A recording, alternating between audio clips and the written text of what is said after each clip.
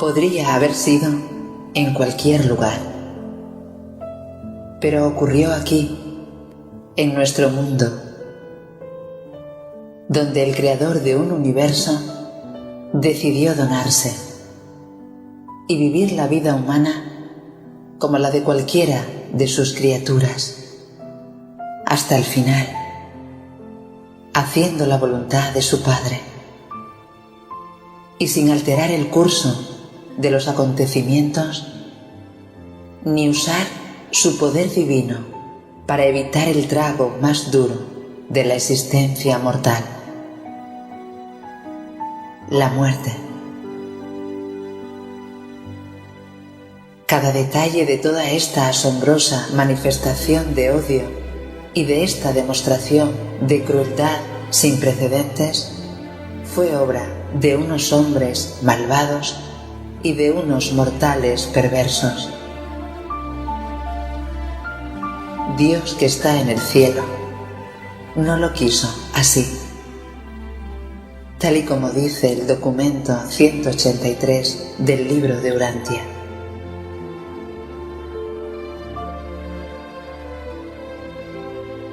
Esta muerte fue la expresión suprema y final de su amor, la revelación culminante de su misericordia.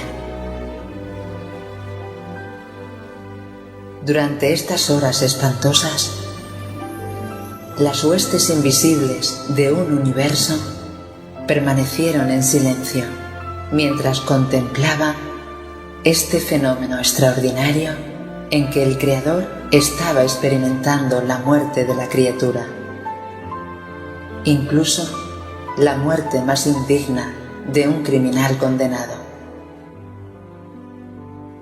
Cuando el Maestro exhaló finalmente su último suspiro, al pie de su cruz se encontraba su hermano Judá, su hermana Ruth, Juan Zebedeo, María Magdalena y Rebeca. Su madre ya no estaba aquí.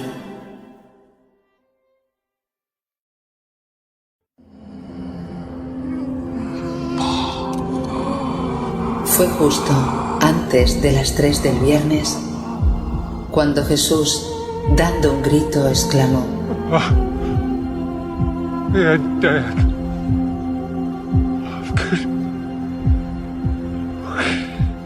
Cuando hubo dicho esto, inclinó la cabeza y abandonó la lucha por la vida.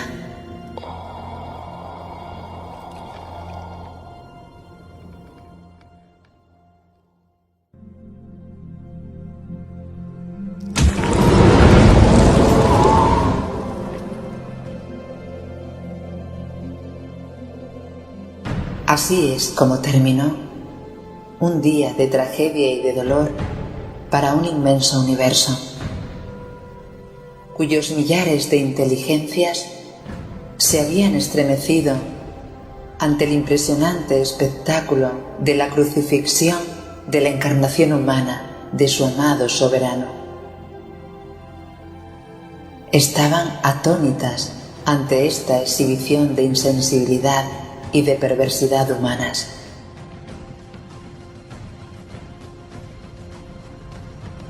Pero Jesús murió majestuosamente, tal como había vivido. Toda la vida de Jesús de Nazaret posee un verdadero poder de atracción. Desde la época de su juventud hasta este espectáculo sobrecogedor de su muerte en la cruz. Su resurrección es el punto de anclaje para muchos creyentes, también para mí. Es la esperanza de que algún día resucitaremos. Es la piedra angular, el sustento de la fe de muchos. De hecho, en este periodo de día y medio hasta su resurrección, sus apóstoles, escondidos por miedo a la reacción de sus enemigos, estaban decepcionados, acobardados, porque se sentían fracasados ante una muerte semejante de su querido maestro. Aparte de David Zebedeo y de José de Arimatea, muy pocos recordaban lo que había dicho y no creían o comprendían realmente que iba a resucitar de la tumba al tercer día. Durante todo este sábado, los discípulos y los apóstoles permanecieron escondidos, mientras todo Jerusalén hablaba de la muerte de Jesús en la cruz.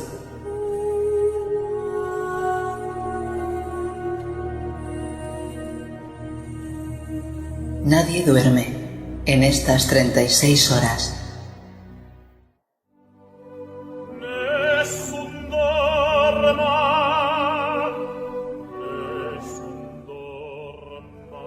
Y tampoco saben que al alba vencerá a la muerte.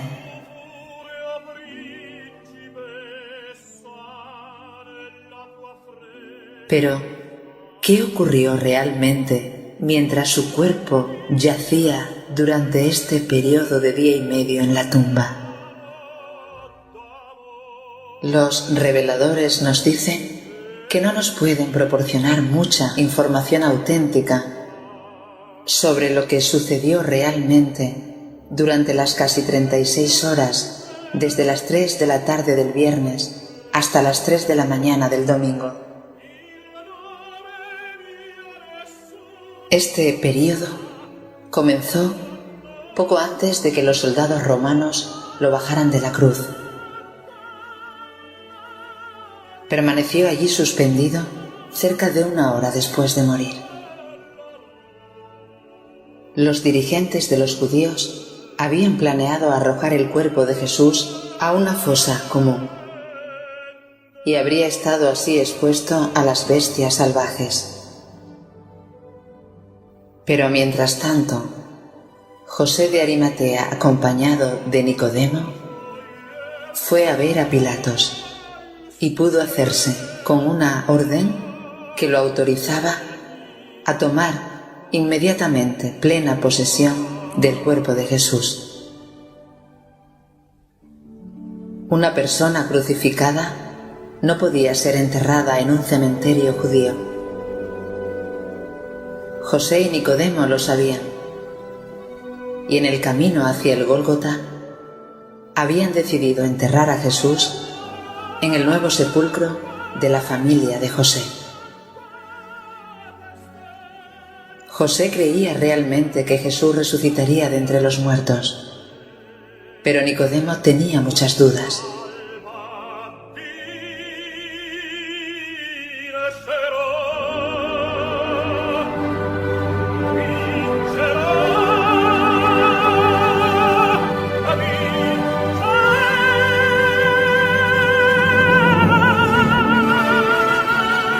Estos antiguos miembros del Sanedrín habían mantenido más o menos en secreto su fe en Jesús, pero a partir de este momento se convirtieron en los discípulos más abiertos en todo Jerusalén.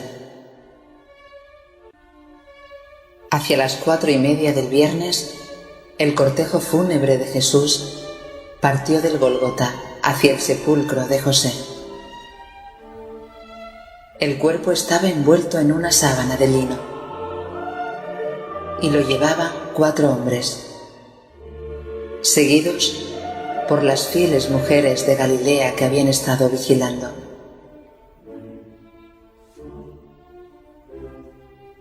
Los que lo llevaron hasta la tumba fueron José, Nicodemo, Juan y un centurión romano. Transportaron su cuerpo hasta el sepulcro, una cámara cuadrada de unos 3 metros de lado, donde lo prepararon rápidamente para sepultarlo. Aunque en realidad los judíos no enterraban a sus muertos, los embalsamaban. José y Nicodemo habían traído grandes cantidades de mirra y áloes y envolvieron el cuerpo con unos vendajes empapados en estas soluciones. Cuando terminaron de embalsamarlo, ataron un paño alrededor de su cara, envolvieron el cuerpo en una sábana de lino y lo depositaron respetuosamente en una plataforma del sepulcro.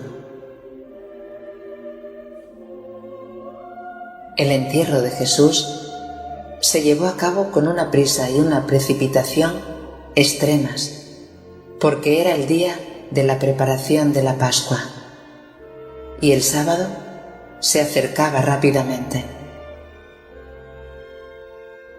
Los hombres se apresuraron en regresar a la ciudad, pero las mujeres se quedaron cerca de la tumba hasta que se hizo de noche. A ellas no se les estaba permitido asociarse con los hombres en momentos como este. Y como pensaban que Jesús no había sido preparado adecuadamente para ser enterrado, se pusieron de acuerdo para descansar el sábado, preparar los aromas y los ungüentos y volver el domingo por la mañana para preparar convenientemente el cuerpo del Maestro para el descanso de la muerte. Estas mujeres que permanecen cerca de la tumba fueron María Magdalena, María, la mujer de Clopas, una hermana de la Madre de Jesús, Marta, otra hermana, y Rebeca de Séforis. Durante todo este sábado, estas mujeres, los discípulos y los apóstoles permanecieron escondidos.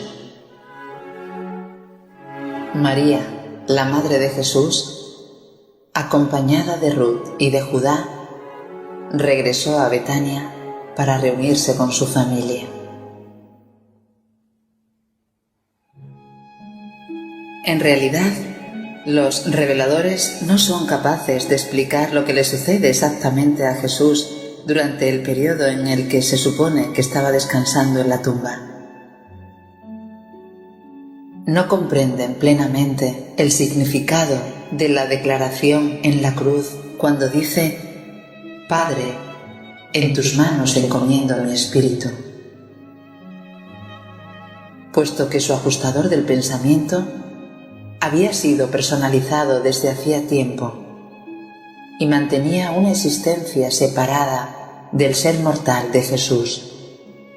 A él no le podía afectar de ninguna manera su muerte física en la cruz. Lo que Jesús debió de poner en manos de su Padre podría haber sido el duplicado espiritual del trabajo inicial de ese ajustador, alguna realidad espiritual análoga a nuestra alma.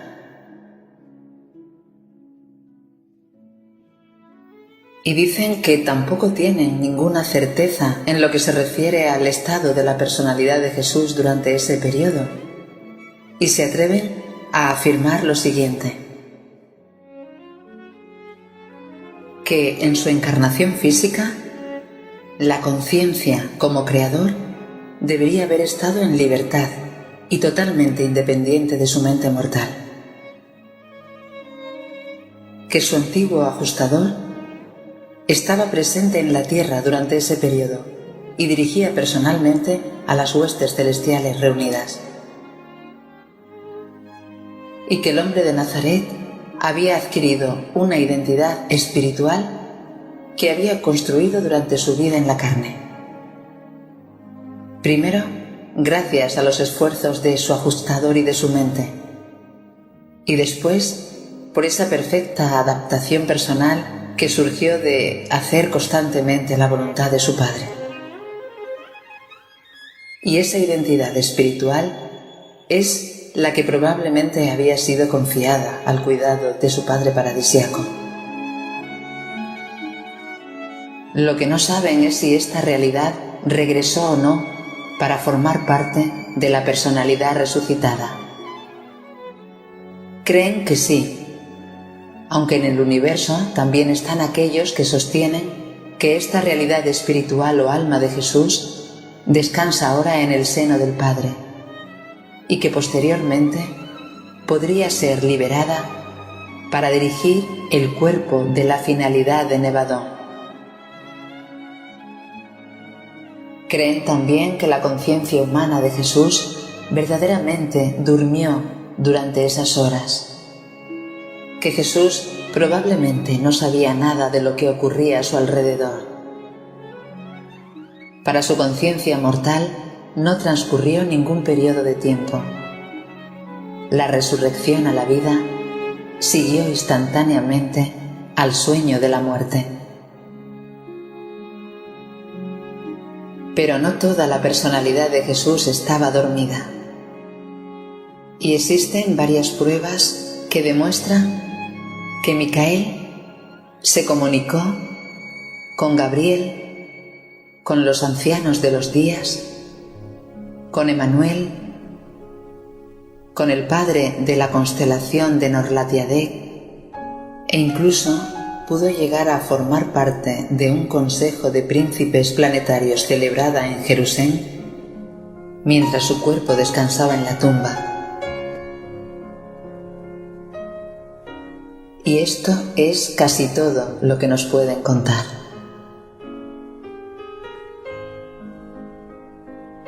Pero poco después de que Jesús hubiera sido enterrado ese viernes por la tarde, el jefe de los arcángeles, en aquel momento presente aquí en Urantia, convocó un consejo encargado de la resurrección de las criaturas y se puso a considerar una posible técnica para reconstruir a Jesús.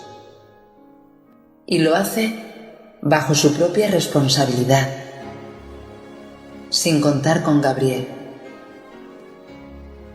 Y a medianoche llegan a la conclusión de que la criatura no puede hacer nada para facilitar la resurrección del Creador.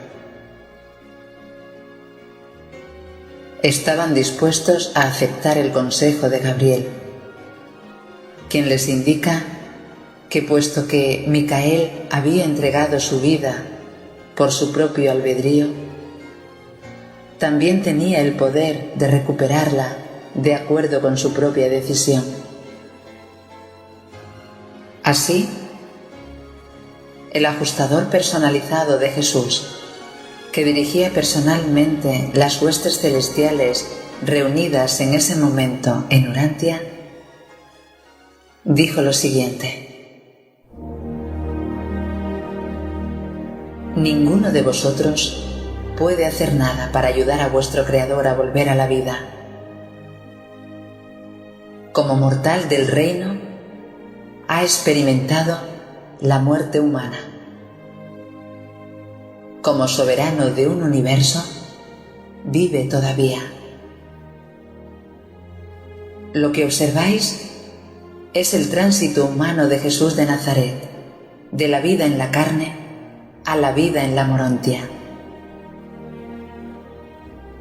El tránsito espiritual concluyó el día en que me separé de su personalidad y me convertí en vuestro director temporal.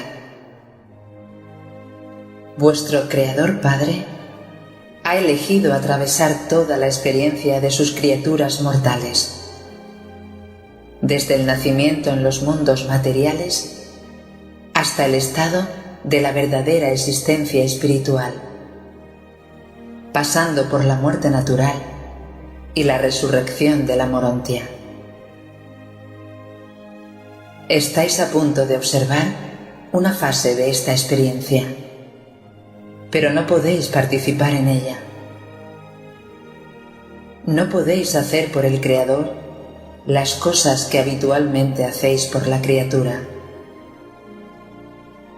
Un hijo creador posee en sí mismo el poder de donarse en la similitud de cualquiera de sus hijos creados. Tiene en sí mismo el poder de abandonar su vida observable y de recuperarla de nuevo. Tiene este poder a causa de la orden directa del Padre Paradisíaco, y sé de lo que hablo.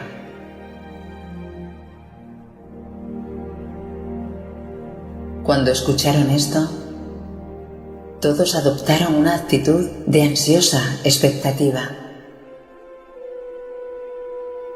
Veían el cuerpo mortal de Jesús en la tumba. Detectaban pruebas de la actividad de su amado soberano. Pero como no comprendían estos fenómenos, esperaron pacientemente el desarrollo de los acontecimientos.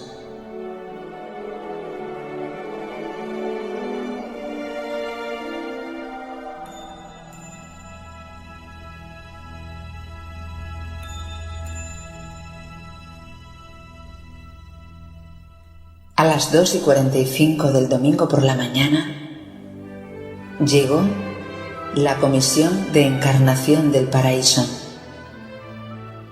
y se desplegó inmediatamente alrededor de la tumba de Jesús. Estaba compuesta por 7 personalidades paradisíacas no identificadas. A las 3:10, intensas vibraciones de actividades materiales y morontiales entremezcladas empezaron a emanar del sepulcro. Y a las 3:02 de este domingo por la mañana, 9 de abril del año 30, la forma y la personalidad morontiales resucitadas de Jesús de Nazaret salieron de la tumba. Cuando Jesús resucitado emergió, su cuerpo de carne yacía todavía en el nicho del sepulcro, intacto y envuelto en la sábana de lino. La piedra que tapaba la entrada de la tumba tampoco había sido alterada. Los soldados continuaban de guardia.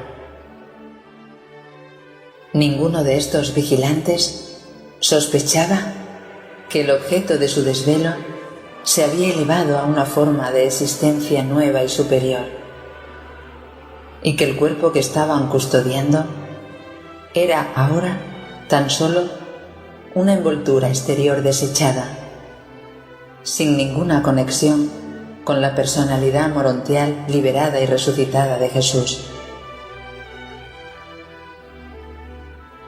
La humanidad es lenta en percibir que en todo lo que es personal, nos dicen, la materia es el esqueleto de la morontia y que ambos son la sombra reflejada de la realidad espiritual duradera.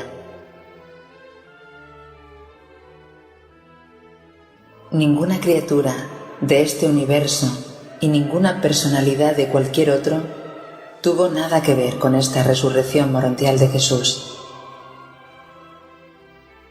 El viernes entregó su vida como un mortal del reino y el domingo por la mañana la recuperó de nuevo como un ser morontial del sistema de Satania en Nor-la-Tiadé. Los reveladores dicen que hay muchas cosas sobre la resurrección que no comprenden, pero afirman que todos los fenómenos que estaban asociados con este tránsito o resurrección morontial se produjeron allí mismo, en la tumba de José.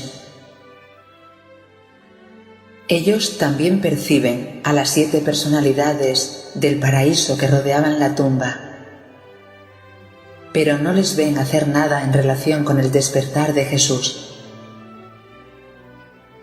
En cuanto éste aparece al lado de Gabriel, justo por encima del sepulcro, estas 7 personalidades señalan que desean partir inmediatamente para Ubersa. Concluyen lo siguiente en cuanto a la resurrección: que su cuerpo material no formaba parte de su personalidad resucitada y emerge de la tumba sin desplazar las piedras que cierran la entrada y sin romper los sellos de Pilatos. No surgió de la tumba ni como un espíritu ni como Miguel de Nevadón. No apareció con la forma del soberano creador. Salió con el mismo aspecto que una personalidad morontial, como aquellos seres ascendentes morontiales resucitados del primer mundo de las mansiones. Lo primero que hizo Jesús al salir de la tumba fue saludar a Gabriel e indicarle que continuara con el cargo ejecutivo de los asuntos del universo bajo la supervisión de Emmanuel. Luego ordenó al jefe de los Melquisedec que transmitiera sus saludos fraternales a Emmanuel y a continuación pidió al Altísimo de Edentia la certificación de los ancianos de los días en cuanto a su tránsito como mortal.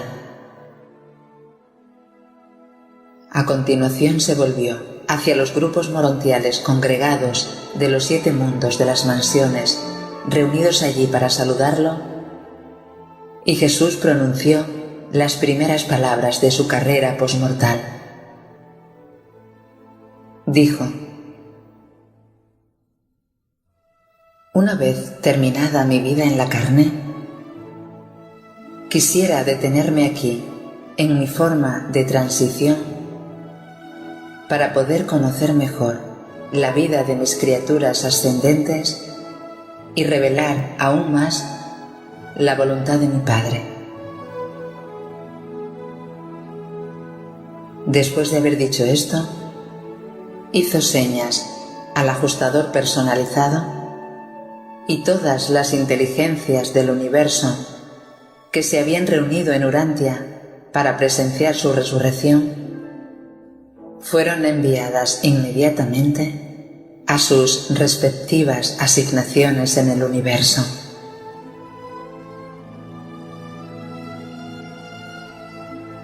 El tránsito de Jesús como ser mortal ya ha terminado y ahora comienza la experiencia transitoria del Maestro como una personalidad a medio camino entre lo material y lo espiritual.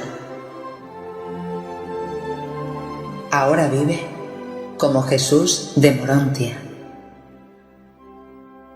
aunque su cuerpo material yace intacto allí en la tumba. Los soldados continúan vigilando.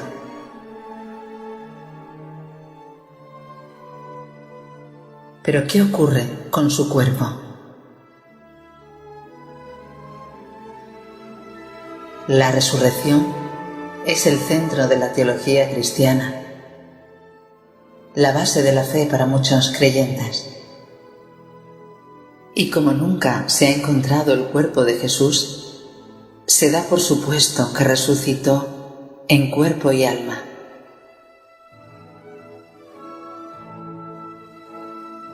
A las 3:10, Jesús fraternizaba en la tumba con las personas morontiales que estaban reunidas allí.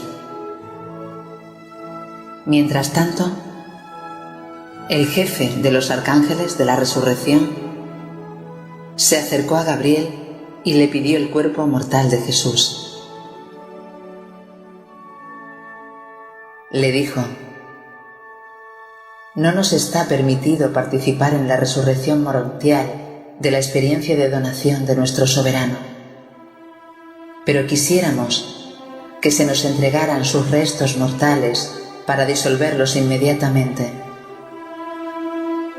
No tenemos la intención de utilizar nuestra técnica de desmaterialización.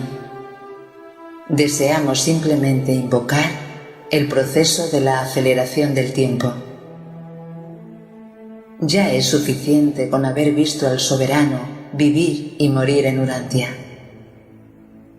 Las huestes celestiales quisieran ahorrarse el recuerdo de soportar el espectáculo de la lenta putrefacción de la forma humana de nuestro Creador. en nombre de las inteligencias celestiales de todo Nevadón, solicito un mandato que me confiera la custodia del cuerpo mortal de Jesús y que nos autorice a proceder a su disolución inmediata. Después de que Gabriel conversara con el decano de los Altísimos de Edentia, este arcángel portavoz recibió el permiso de disponer de los restos físicos de Jesús como estimara conveniente.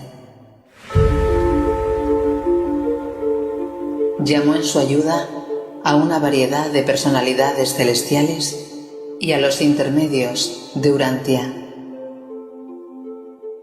Y mientras se preparaban para sacar el cuerpo, antes de disponer incluso de él para disolverlo, recibieron la misión de apartar las piedras de la entrada de la tumba. Y cuando los guardias judíos y los soldados romanos vieron a la tenue luz que esta enorme piedra empezaba a desplazarse, se sintieron dominados por el temor y el pánico y huyeron precipitadamente del lugar. Cuando esto llegó a oídos de los dirigentes judíos, así como antes habían sobornado al traidor de Judas, ahora recurrieron a sobornar a los guardias y a los soldados romanos. Les pagaron a cada uno una gran suma de dinero y les ordenaron que dijeran que mientras estaban durmiendo por la noche, los discípulos de Jesús los sorprendieron y se llevaron el cuerpo. También les prometieron que los defenderían en caso de que Pilato se enterase alguna vez. La creencia cristiana en la resurrección de Jesús se ha basado precisamente en el hecho de la tumba vacía. Es verdad que es un hecho que la tumba estaba vacía, pero esta no es la verdad de la resurrección. Y este hecho, unido al de la indudable resurrección de Jesús, le llevó a formular una creencia que no era cierta: la enseñanza de que el cuerpo material y mortal de Jesús había resucitado de la tumba. La verdad está relacionada con las realidades espirituales y los valores eternos. Por eso no siempre se puede construir sobre una combinación de hechos aparentes. Es verdad que la tumba estaba vacía, pero era porque las huestes celestiales habían recibido el permiso para aplicarle una disolución especial y excepcional, una vuelta del polvo al polvo, sin la intervención del paso del tiempo ni el funcionamiento de los procesos ordinarios y visibles de la descomposición mortal. Estos restos mortales sufrieron el mismo proceso natural de desintegración que caracteriza a todos los cuerpos humanos en la Tierra, excepto que en lo que se refiere al tiempo, fue enormemente acelerado, hasta tal punto que se volvió casi instantáneo.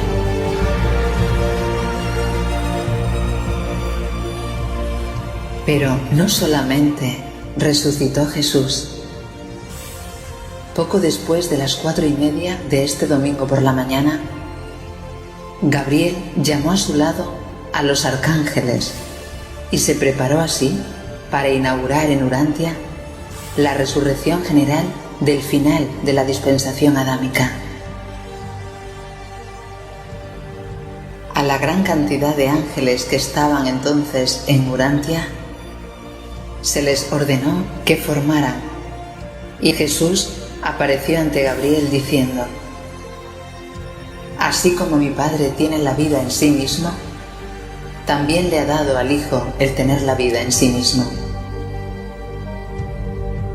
Aunque todavía no he reasumido por completo el ejercicio de la jurisdicción universal, esta limitación no restringe de ninguna manera la donación de la vida a mis hijos dormidos. Que se empiece a pasar lista para la resurrección planetaria. Y entonces el circuito de los arcángeles funcionó por primera vez desde Urantia. Gabriel y las huestes de arcángeles se trasladaron al lugar de la polarización espiritual del planeta.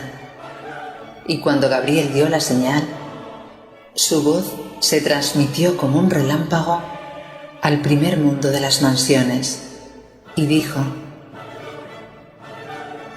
por orden de Miguel, que resuciten los muertos de una dispensación de Urantia. Y todos los supervivientes de las razas humanas de Urantia que se habían dormido desde la época de Adán aparecieron en las salas de resurrección de Mansonia. Y en un instante, los serafines y sus asociados que se encontraban aquí partieron hacia los mundos de las mansiones.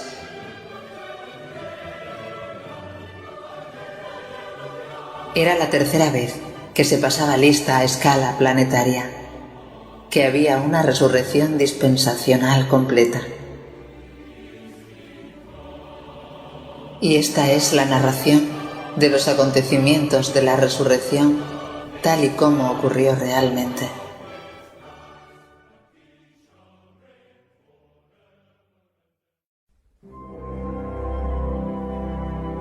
Pues mientras ocurría todo esto en la tumba, los apóstoles sufrían no tanto debido a la duda y a la desesperación, como al temor, la pena y la vergüenza.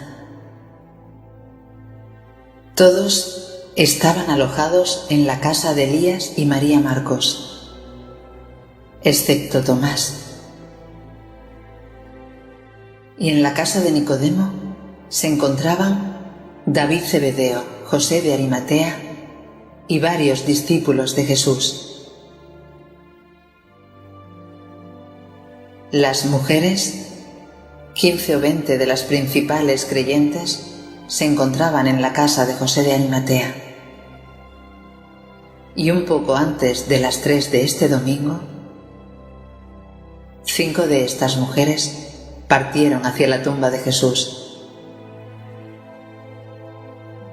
Habían preparado varias lociones para embalsamar y tenían la intención de aplicarlas en el cuerpo de Jesús y de envolverlo más cuidadosamente en los nuevos vendajes.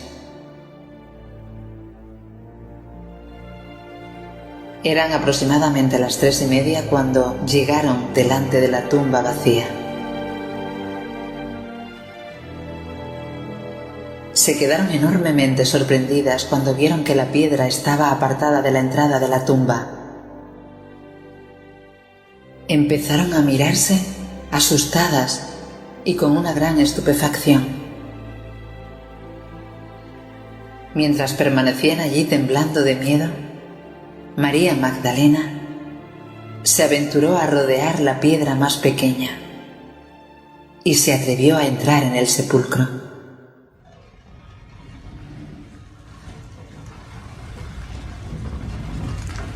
Vio que el cuerpo de Jesús ya no estaba allí.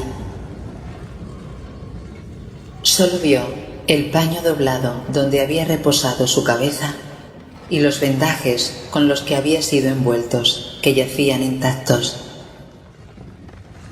La sábana que lo cubría yacía a los pies del nicho fúnebre. Dio un grito de angustia y sus compañeras salieron corriendo. No está ahí, se lo han llevado. Y las llevó de vuelta a la tumba. No se les había ocurrido que Jesús había resucitado. Suponían que su cuerpo había sido trasladado a otro lugar, pero no se explicaban la colocación tan ordenada de los lienzos fúnebres. ¿Cómo podían haber sacado el cuerpo si los vendajes en los que estaba envuelto aparentemente estaban intactos y en la misma posición? Mientras estaban allí debatiendo, miraron hacia un lado y observaron a un desconocido silencioso e inmóvil. María Magdalena se precipitó hasta él, pensando que podría ser el jardinero, y le dijo: ¿Dónde habéis llevado al maestro? ¿Dónde lo han enterrado? Dínoslo para poder ir a buscarlo. Como el desconocido no le contestaba, empezó a llorar. Y entonces Jesús les habló diciendo: ¿A quién buscáis? María dijo: Buscamos a Jesús, que fue enterrado en la tumba de José, pero ya no está. ¿Sabes dónde lo han llevado? Entonces Jesús dijo: ¿No os dijo este Jesús incluso en Galilea que moriría pero que resucitaría de nuevo? Estas palabras asustaron a las mujeres, pero el maestro estaba tan cambiado que aún no lo reconocían. Mientras meditaban sus palabras, Jesús se dirigió a Magdalena con una voz familiar: María. Cuando ella escuchó esta palabra de simpatía bien conocida y de saludo afectuoso, supo que era la voz del Maestro, y se precipitó para arrodillarse a sus pies, exclamando: «Mi Señor y Maestro». Todas las demás mujeres lo reconocieron también. Vieron que era el Maestro con una forma glorificada y rápidamente se arrodillaron ante él.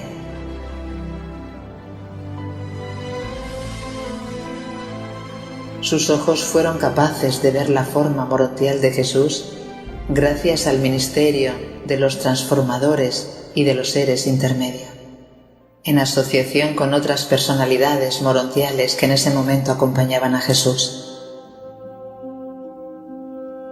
Cuando María intentó abrazar sus pies, Jesús le dijo: «No me toques, María, porque no soy como me has conocido en la carne. Con esta forma permaneceré con vosotros algún tiempo antes de ascender hacia el Padre. Pero id todas ahora y decid a mis apóstoles y a Pedro que he resucitado y que habéis hablado conmigo».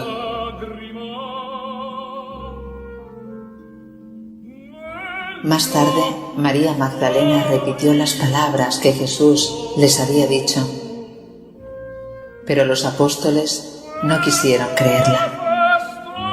No querían que Jesús los dejara. Por eso no habían hecho caso de todas sus declaraciones sobre su muerte, ni como de sus promesas de resucitar, y se negaron a creer hasta que tuvieron que hacer frente al apremio de una evidencia indiscutible y de la prueba absoluta de sus propias experiencias.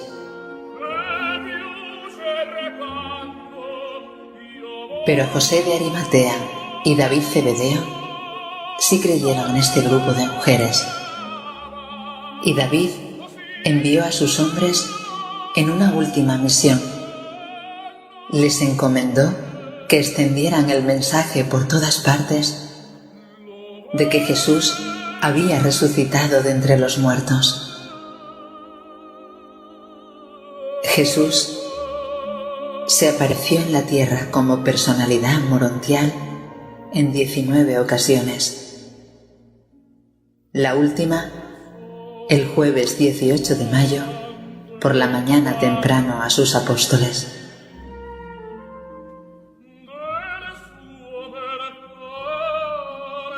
En este planeta, entregó su vida en la cruz. Y de la misma manera, la recobró por sí mismo y para sí mismo, por su poder inherente, el don de la vida que le permitió resucitar de entre los muertos Y es este mismo don de la vida eterna que Él concede a los que creen en Él.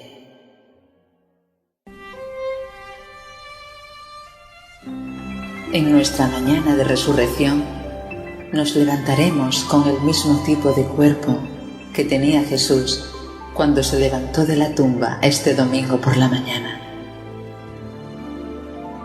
También nosotros resucitaremos y sobreviviremos a la muerte. Él es el camino, la verdad, pero también la vida.